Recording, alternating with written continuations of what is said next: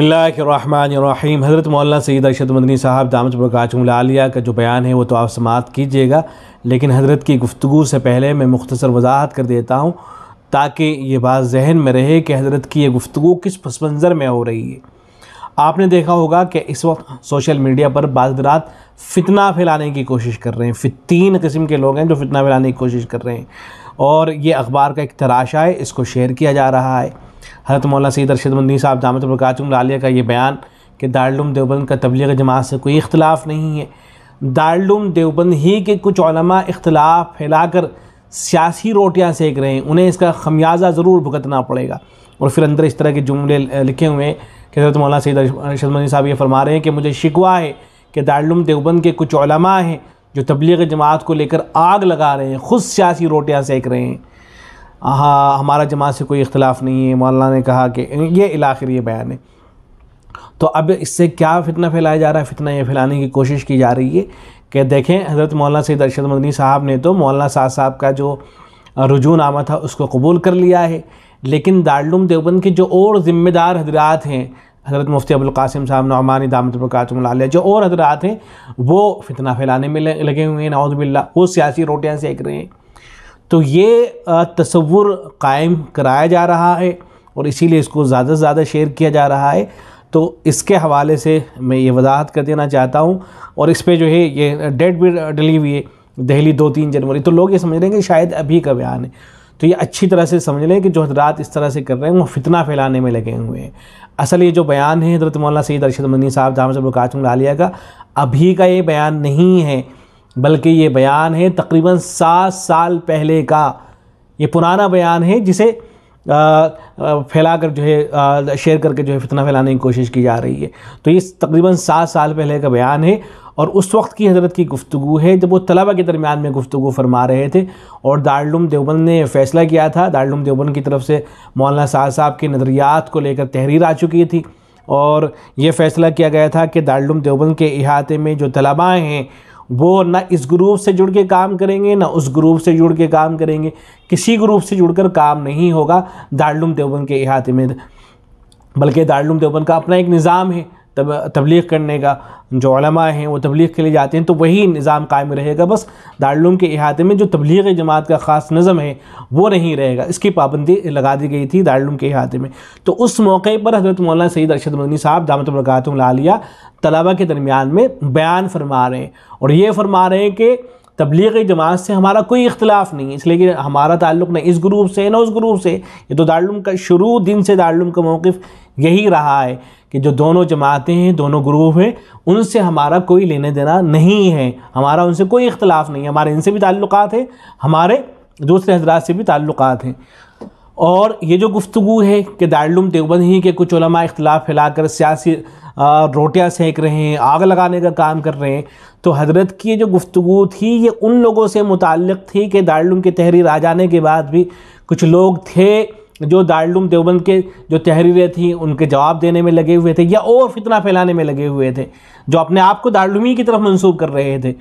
تو ان حضرات کے حوالے سے یہ گفتگو تھی، حضرت نے جو فرمایا تھا کہ آگ لگانے کا کام کر رہے ہیں، میں جانتا ہوں ان لوگوں کو، تو ان کے بارے میں یہ گفتگو تھی، یہ دارالعلوم دیوبند کے حضرات کے بارے میں گفتگو نہیں تھی، ان حضرات کے بارے میں گفتگو نہیں تھی جنہوں نے تحریر لکھی مولانا سعد صاحب کے حوالے سے، اس لیے کہ اس پر تو خود حضرت مولانا سید ارشد مدنی صاحب کے دستخط موجود ہیں، اور جو تحریر آئی، فتویٰ آیا، خود حضرت مولانا سید ارشد مدنی صاحب جو ہے اس حوالے سے پیش رہے ہیں۔ تو یہ جو گفتگو ہے حضرت کی ان فتنہ پھیلانے والے حضرات سے متعلق ہے، نہیں کہ دارالعلوم دیوبند کے جو ذمہ دار حضرات ہیں ان سے متعلق۔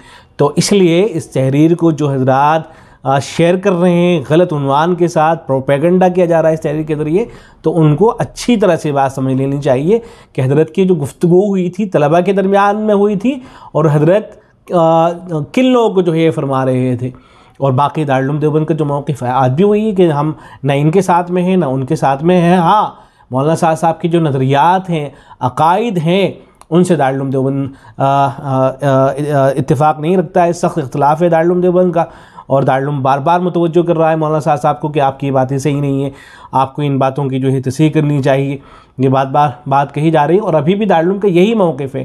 دارالعلوم کی ویب سائٹ پر ابھی بھی فتویٰ موجود ہے، اور کوئی رجوع وغیرہ جو ہے جو آیا بھی ہے، چونکہ اس کے بعد پھر دوبارہ سے اسی طرح کے بیانات آتے رہے، تو اس لیے دارالعلوم دیوبند کی طرف سے یہ کہا گیا کہ بھئی رجوع ہے تو آپ پبلک میں جا کے کر لیجئے، آپ لوگوں کے درمیان میں جا کے بتائیے، لیکن جس آدمی کے اس طرح کے نظریات ہوں گے ہمارے نزدیک وہ آدمی جو ہے معتبر نہیں ہوگا۔ تو دارالعلوم کا آج بھی موقف یہی ہے۔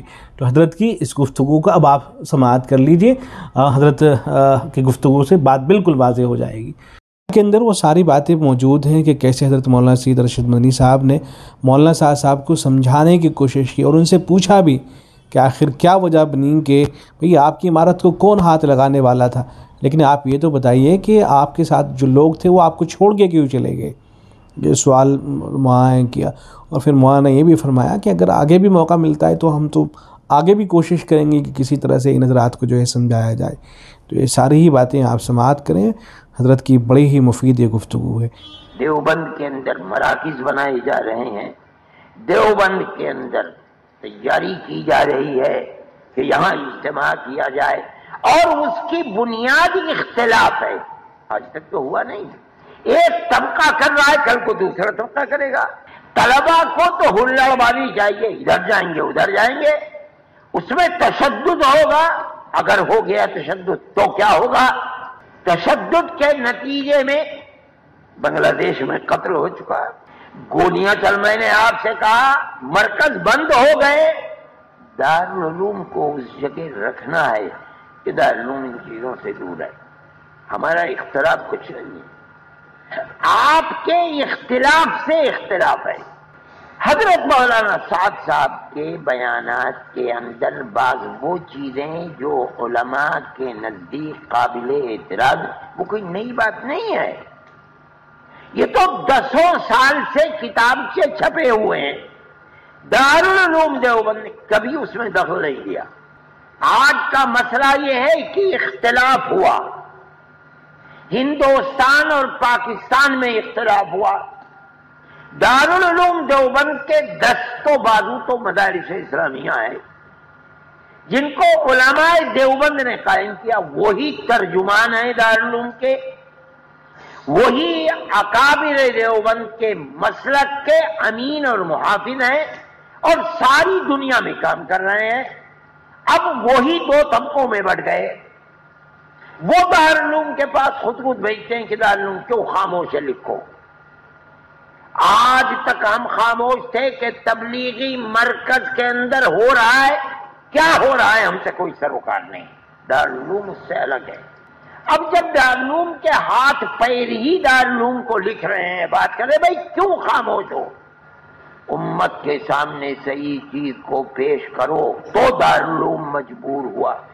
محتم صاحب سے پوچھئے، اس کے سوا کوئی اور چیز نہیں ہے۔ مدارس اسلامیہ کے لوگوں نے مخاطب کیا، دارالعلوم نے ایک فتویٰ دے دیا، آپ اسے فتویٰ کہیں یا تحقیق حال کہیے، دنیا فتویٰ کرتے، میں نہیں سمجھتا ہوں تو فتویٰ۔ ارے بھائی ایک چیز آئی کہ یہ کہا جا رہا ہے نبی کے بارے میں، علماء دیوبند اس سلسلے میں کیا کہتے ہیں؟ علماء دیوبند نے بیٹھ کر دارالعلوم دیوبند کے اساتذہ نے غور کیا، اور غور کرنے کے بعد اپنی ایک رائے قائم کی، اور وہ رائے قائم کی تاکہ دامن نبوت داغدار نہ ہو سکے، اس کے سوا کچھ نہیں ہے۔ اور ہم سمجھتے ہیں کہ یہ ایمان ہے اور فرض ہے دارالعلوم۔ اگر دارالعلوم نہیں کرے گا تو اس کا مطلب ہے کہ دارالعلوم غلط راستے پر ہے، یا کوئی اختلاف نہیں ہے، ہم نے کوئی کیچڑ نہیں اچھالا، نہ اچھالیں گے۔ لوگ ایک دوسرے کی طرف سے ہمارے خلاف لکھ بھی رہے ہیں، لوگ آ کر کہ میرے پاس تو میرے ٹیلی فون کے اندر تو یہ کیا وائی فائی ہوا کیا ہوا ہے میں تو جانتا نہیں۔ جن کے پاس ہے وہ سنتے ہیں، ان کو آ کے مجھ سے کہتے ہیں کہ یہ ہے، یہ مجھے بخدا کہتا ہوں کوئی دلچسپی بھی نہیں، یہ کام ہی نہیں ہمارا۔ بھائی کوئی گالی دیتا ہے گالی دے، سوالی دیتا ہے سوالی دے۔ ہم نے ایک چیز کیا، دارالعلوم دیوبند کے مفاد میں مجبور ہو کر کے کیا ہے۔ اب خطرات ہیں، ان خطرات کے پیش نظر پھر اساتذہ دارالعلوم بیٹھے اور بیٹھ کر ایک رائے قائم کی، بالکل جماعت تبلیغ کی مخالفت کے اندر نہیں۔ میں یہ بات کہتا ہوں، دونوں دھڑوں سے ہمارے تعلقات ہیں اور مخلصانہ تعلقات ہیں، उनमें दुनिया का एक नाखून के बराबर भी कोई हिस्सा नहीं। हमारी दुनिया न इनसे वाबस्ता है न उनसे वाबस्ता है। हमारा तो काम करने का मैदान ही अलग है, उनका काम करने का मैदान अलग है। हमारा उनसे कोई इख्तिलाफ नहीं। मैं बार बार कहता हूं, मेरी यह आवाज मैं जानता हूं कि सारी दुनिया में जा रही है। दारुल उलूम देवबंद का कोई इख्तिलाफ नहीं है, देवबंदी जमात है। हमें अगर इख्तिलाफ है, उनके इख्तिलाफ से इख्तिलाफ है, और हम अगर हमें कोई मौका मिला तो हम फिर इसकी कोशिश करेंगे, और हम पहले भी कोशिश कर चुके हैं। मैं बैठा उनके साथ तकरीबन आधा घंटा बैठा, ऐसे बैठे हुए थे उनके खुसर मौलाना सलमान साहब, ऐसे बैठे हुए थे मौलाना साद साहब, इधर बैठे ऐसे बैठे हुए थे मौलाना, उनके दोनों साहिबजादगान। मौलाना सुनाते रहे और सुनाते सुनाते कि ये हुआ ये हुआ ये हुआ ये हुआ। मैंने आखिर में मौलाना से कहा, मौलाना जो कुछ आप फरमाते हैं वह मुझे ये बताइए कि ये लोग जो आपके जद्द अमजद के ज़माने से सारी जिंदगी जमात तबलीग को दिए हुए हैं, इनका ओढ़ना बिछौना जमात तबलीग है, ये बताइए आज ये इस मरकज को छोड़कर चले क्यों गए? इसका क्या जवाब है आपका? मौलाना खामोश हो गए। मौलाना सलमान साहब फरमाने लगे, हमारे पास कोई जवाब नहीं। मैंने कहा, मौलाना तो मैं आपसे ये गुजारिश करता हूँ, आप जहाँ हैं उससे एक जीना नीचे उतर जाइए। आपकी अमारत और सियादत पर कोई हर्फ नहीं आ सकता। आपकी सियादत और अमानत को कौन छीन लेगा? आपके परदादा की बनाई हुई जमात है। आपके दादा ने सारी जिंदगी इस जमात के लिए लगा, आखिरी लम्हे तक। आपके वालिद की उम्र ने वफा नहीं की, उसके बाद से आप बैठे हुए हैं। कौन किसमें ताकत है जो आपकी सियादत को चैलेंज कर सके? लेकिन जमात आपकी है, आपके आबा व अजदाद की बनाई हुई है। इस जमात को खलफशात से बचाइए। मुझसे वादा किया कि हाँ मैं करूंगा।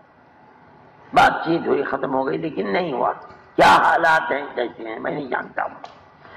मुझे ये भी शिकवा है कि दारुल उलूम ही के कुछ लोग और उलमा हैं जो आग लगा रहे हैं बैठकर। मैं जानता हूँ ये बात, लेकिन वो कोई दीन की खिदमत नहीं कर रहे हैं। उसका खमियाजा वो दुनिया में भुगते न भुगते, लेकिन क़यामत के दिन भुगतेंगे। आग लगा रहे हैं और खुद बैठ करके रोटी सेक रहे हैं तवे के ऊपर। ऐसा नहीं होना चाहिए।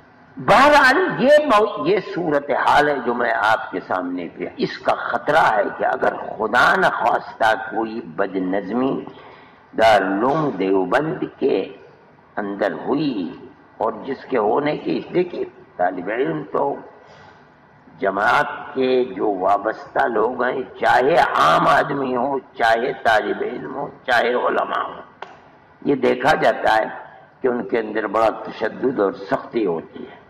अब अगर खुदा न ख्वास्ता इस ज़िम्न के अंदर कोई बात हो गई तो फिर परस्त ताकतों को प्रोपेगेंडा करने में और कदम बढ़ाने में 5 मिनट नहीं लगेंगे।